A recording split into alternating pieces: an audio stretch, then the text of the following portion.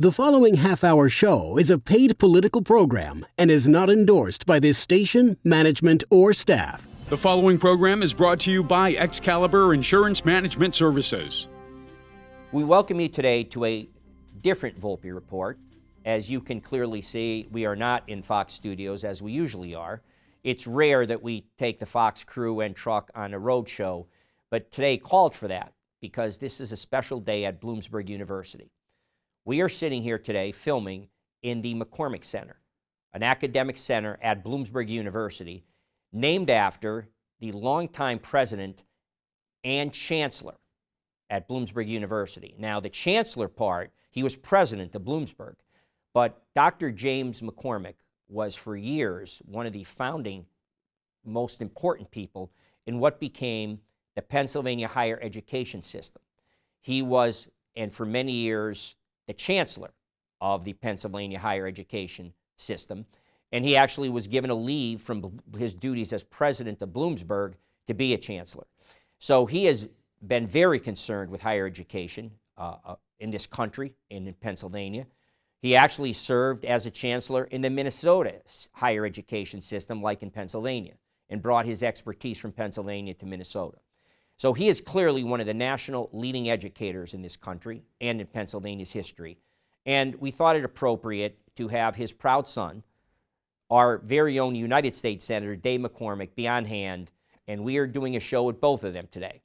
As I quipped in the beginning of the first part with the Chancellor, this is the first time a son, United States Senator, normally the father talks about how proud he is of his son becoming U.S. Senator. In this show, it's the U.S. Senator's son talking about how proud he is of his father, Dr. James McCormick, for the rededication of the McCormick Center that's being done today. So with that being said, that is our first show. We will have a two-part show because when we film the first section with the father, we will then turn our attention after that to part two to sit down with the United States Senator, Dave McCormick, his son, to talk about his $90 billion Energy Innovation Summit that took place at Carnegie Mellon University in July, and what that means for Pennsylvania's future in jobs, manufacturing jobs, energy production, and all of the data centers and artificial intelligence that is going to come as a result of that investment to Pennsylvania. We are also going to talk about some of the things he has warned about in relative to our competition with China. So there's a lot to cover in two parts, but we start today, the first part with Dr. McCormick and his son, U.S. Senator Dave McCormick. This is the Volpe Report, a weekly news and political interview show examining the latest local, state, and national issues with Chuck Volpe. Insightful, informative, controversial, the area's premier political talk show, the Volpe Report. Chancellor, pleasure to meet you personally and to be in a facility, an academic center that bears your name is impressive. So thank you. And Senator, always great to see you, my friend. Thank you. Thanks for having me. I'm going to do the unusual thing. Usually when I have a father and a son, and the son is a United States Senator, the most exclusive club in the world, I turn to the father to talk proudly about his son's accomplishments and his endeavors and how he became U.S. Senator. This is the rarest of occasions when I'm going to turn to the U.S. Senator and talk proudly about his father, Chancellor Emeritus, an educational leader for 50 years in Pennsylvania. We sit in an academic center that bears your name, and I'll let the center, I'm going to turn the ball right over to you. You grew up on this campus. I understand you spent a lot of time eating the food in the cafeterias, right. Probably at a very young age. Right. We didn't get to experience that till usually college age. You were a young boy at that point. Yeah. And you grew up in the shadow of this campus when your father was the president. So we're here to honor him today. So talk about your dad. Yeah, well, it's honestly a great opportunity to honor Dad and Mom. And they moved here, I think in 1973. And we came from Shippensburg, where my dad was a vice president there, and he took on this job. And I look back and now I can't believe it. At the age of 34, my mom was 31, and the campus had been in some turmoil, and they stepped into this situation. And it began an incredible 10 years at Bloomsburg, where Doug and I grew up here, my brother, my younger brother. I went to high school here.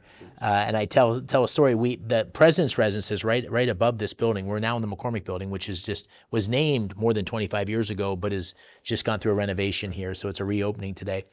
And I remember, and this is a set of lessons that I took with me for the rest of my life. I remember during my dad's early years, we would go to the campus dining hall 2 or 3 times a week. And we would walk through campus, and we would see professors and students and maintenance people, and my mom and dad would talk and chat, and we'd stand in a line with the kids, and we'd go to the dining hall, and Doug and I loved it because there'd be soft ice cream and chocolate milk. But the focus was on the kids. Was the learning environment what it needed to be? Were the professors good? Was the grass cut? Were the restrooms clean?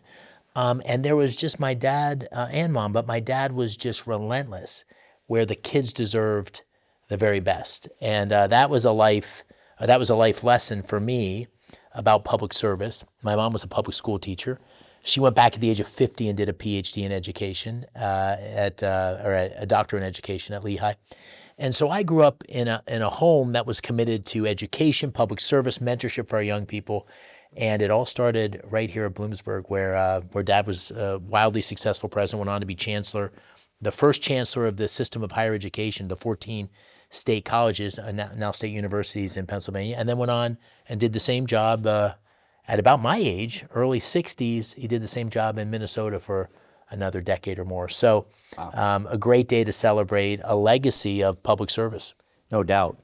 And it's great that, and I'll turn to Chancellor now, it's great that people hear about, it's not always elected officials. People think about senators and congressmen and presidents as doing public service. You can do public service in a lot of ways. And nothing is more important to our country's future, to Pennsylvania's future, than higher education. Mm-hmm. So with that having been said, I just like to, you kind of literally, if anybody can be considered one of the godfathers of the Pennsylvania higher education system, it's you. And talk about, back to when Milton Schaap was first involved and appointed, and all the years and all the decades since, what you've seen and what the most important thing you take from all that's gone on, what you've done and what's going on. Well, I want to go back to going to the dining hall. See, I always have believed that the students are first. And really, on my search committee that would have given advice to Governor Schaap and others, there were 3 students on that committee. And I don't know exactly who said what, but I knew those students were supportive. They had come to Shippensburg and learned to know about me, and they were great advocates, along with the trustees and other people.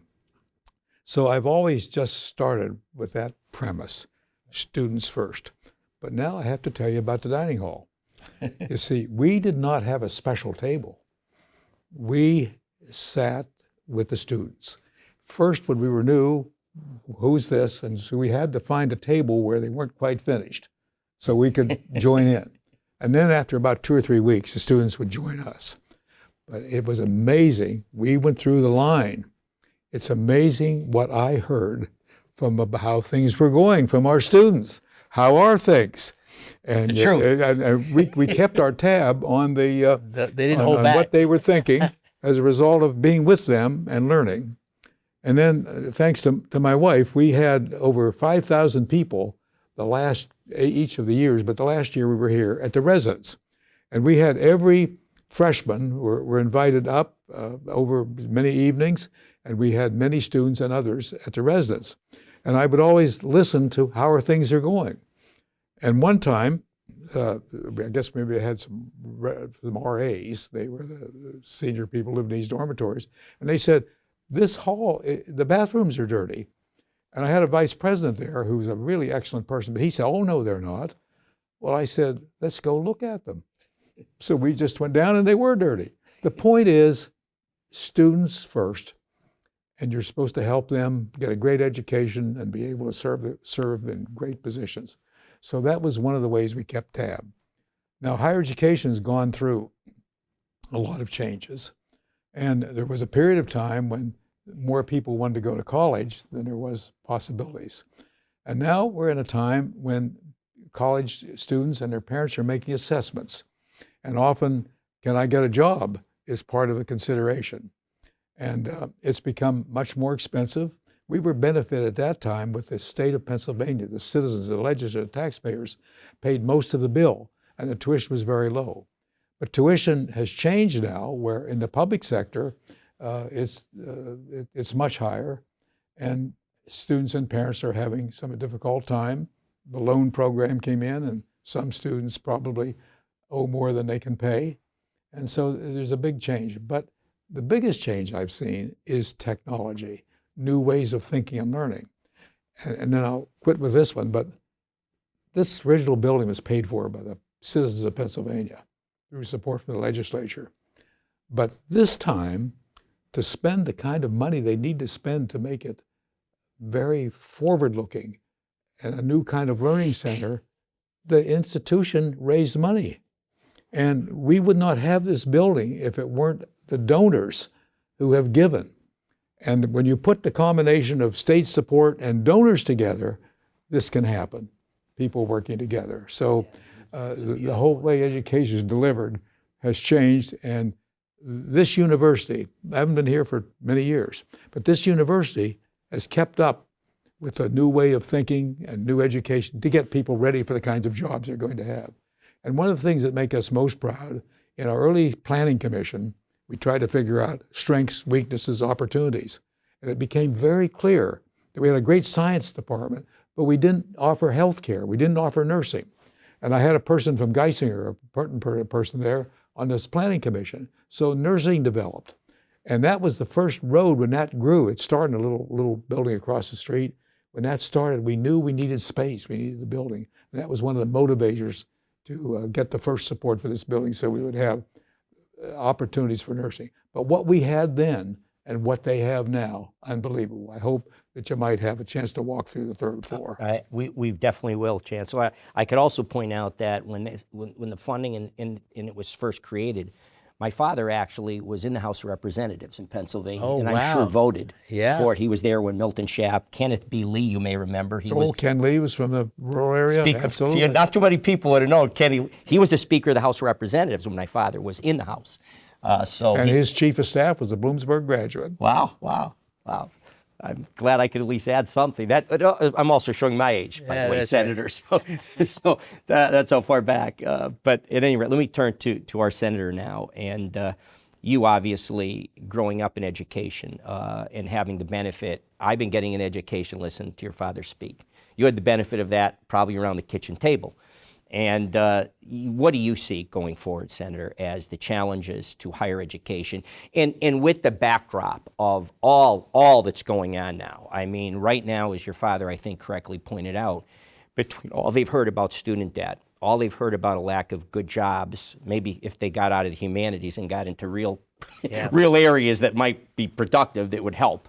But either way, there's a lot of now change for people. Admissions are clearly down. I'm sure you've already heard about that. So what do you see as the challenge for higher education? Well, I think it starts with the belief that Mom and Dad always had, and I thought this from the very beginning, that education was the path to equality of opportunity for everybody. That's why I'm such an advocate of school choice.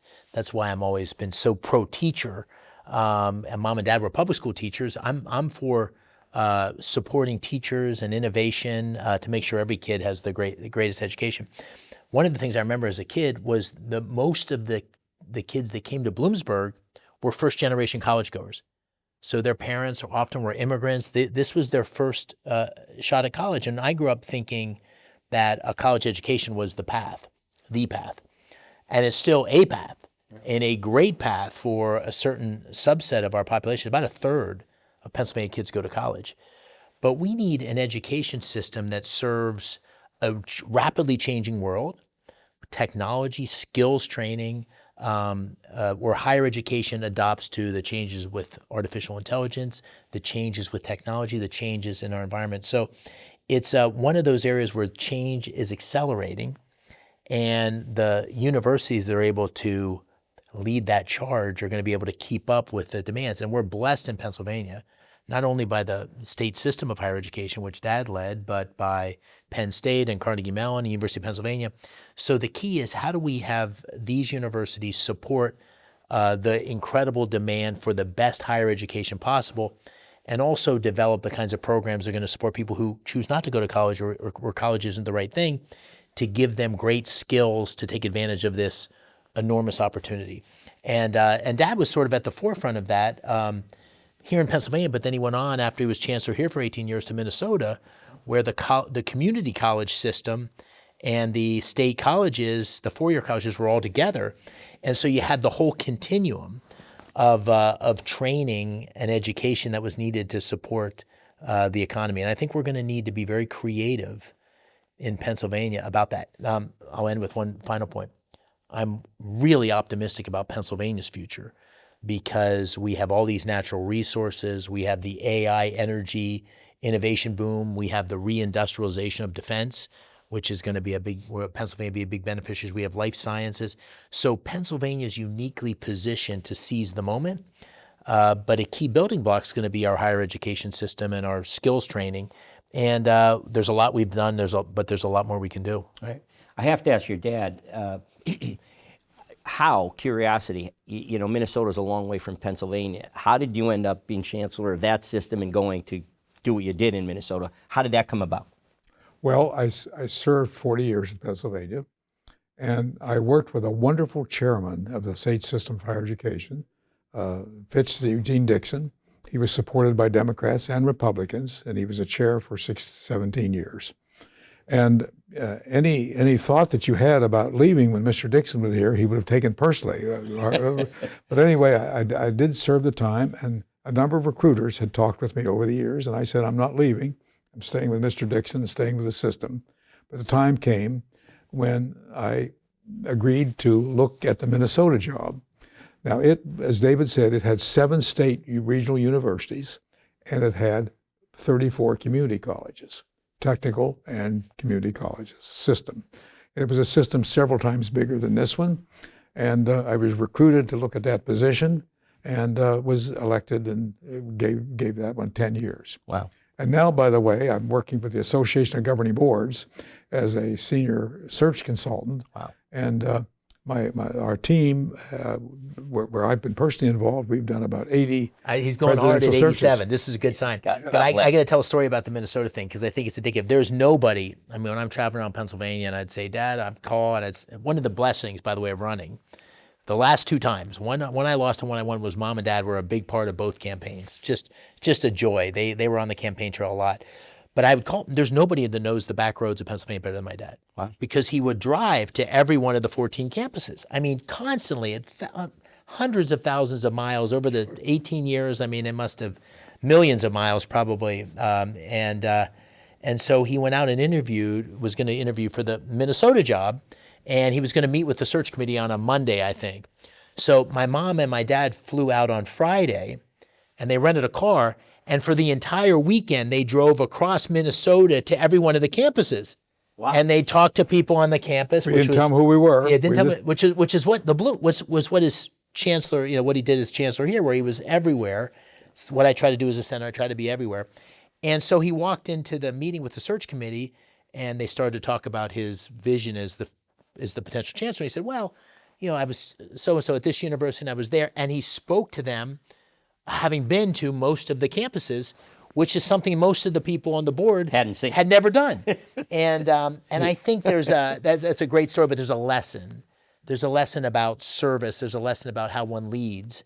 And, you can sit in a conference room and you can be on TV and wave your hands, but there's nothing like getting in these small towns. There's nothing like going to the campus. There's nothing like, and so that lesson from watching him as a kid and through his career is something that I've tried to carry. I think I did 500 visits in the last year of my campaign. Wow. To everything from VFWs to charter schools to fracking sites, and that's a page out of the old playbook from the old man. Wow. I always was involved politically as an advocate for education, but never partisan, because I realized to lead one of these institutions or a system, you had to have great support on both sides of the aisle.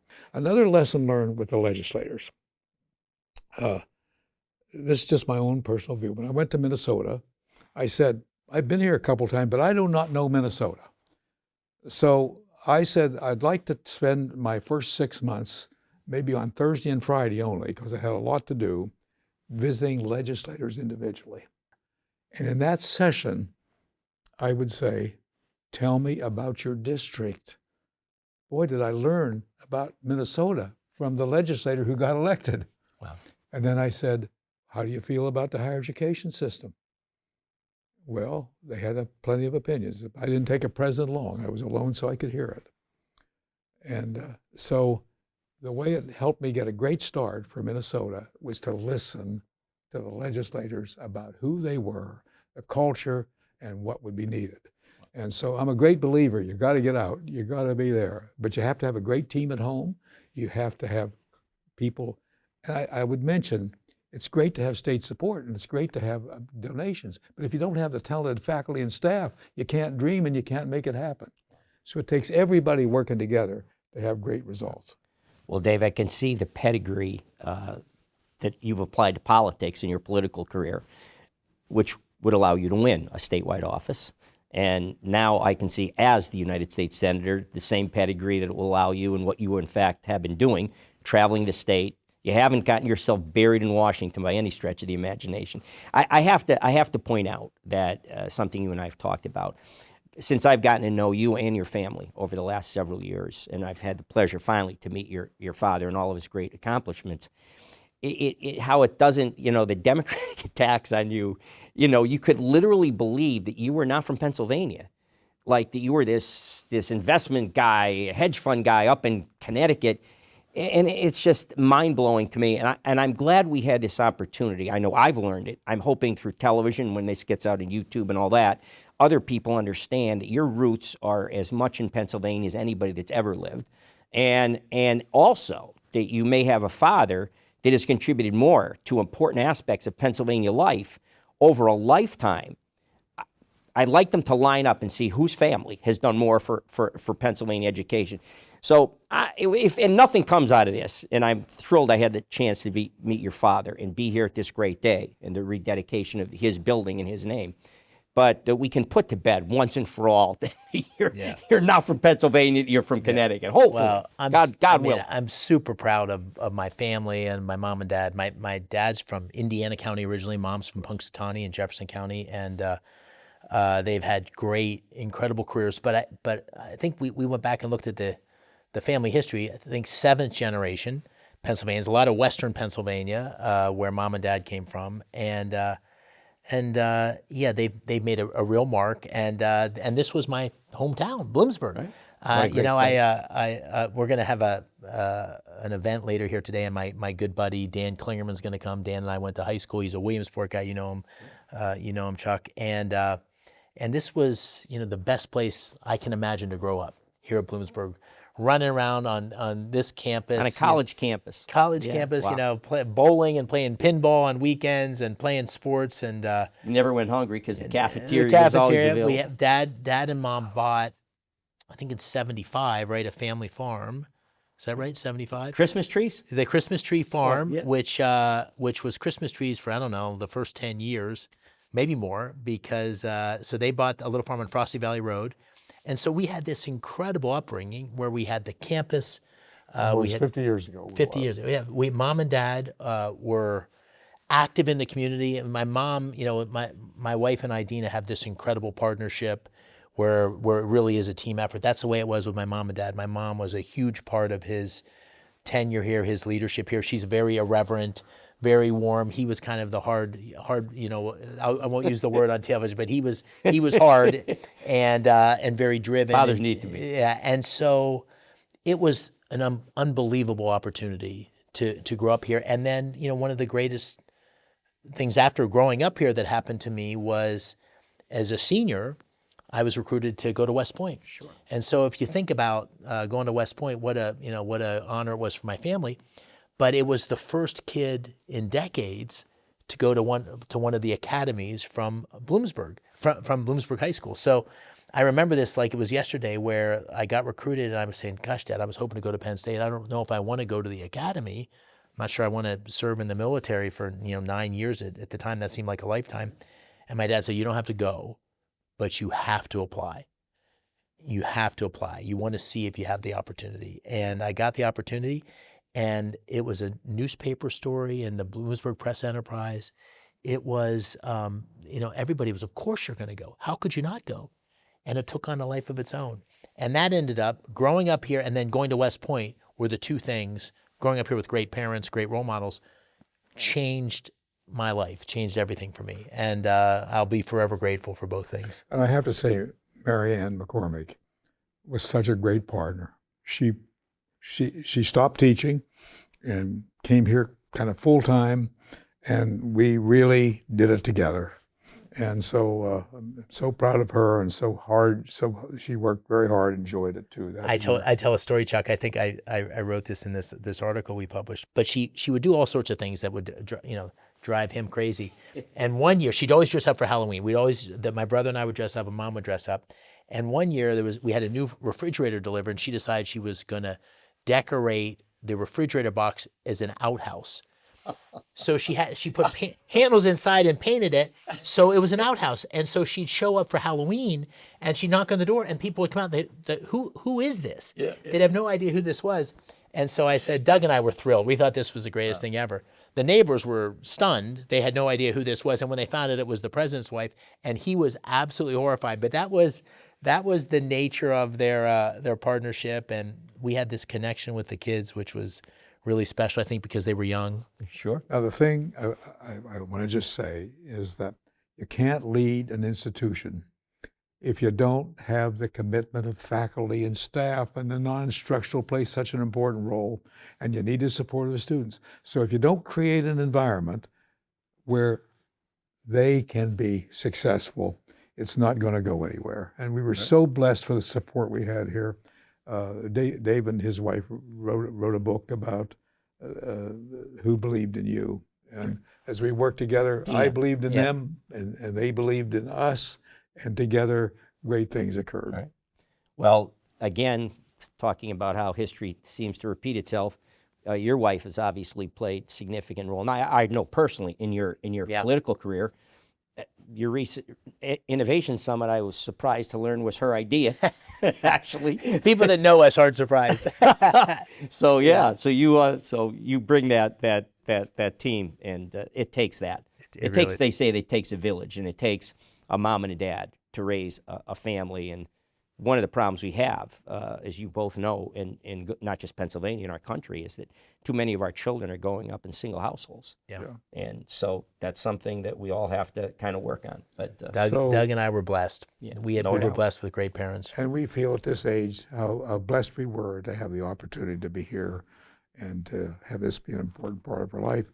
And when I went to the athletic event yesterday, honoring two of our great coaches, I just saw so many of our students, and that makes the effort that you put in feel so worthwhile. Thank you. I can imagine it does. Well, believe it or not, that brings to close part one, which was, of course, dedicated to your father. And we're going to go to part two now, your son and I, talking about that Innovation Summit that he hosted, along with other things. Recent tour of a coal mine I'm interested in, and to talk a little bit about your first book, which I did a show on, if you remember, talked about the competition with China. And I have some questions about shipyards and some statistics that were baffling, in fact, scary to me, about how far we've lagged behind in our ships compared to what's going on. So we'll talk a little bit about that in part two. But Chancellor, it has been truly a pleasure and an honor to meet you. Thank you so much. My pleasure. Thanks, Chuck. Yep. Appreciate it.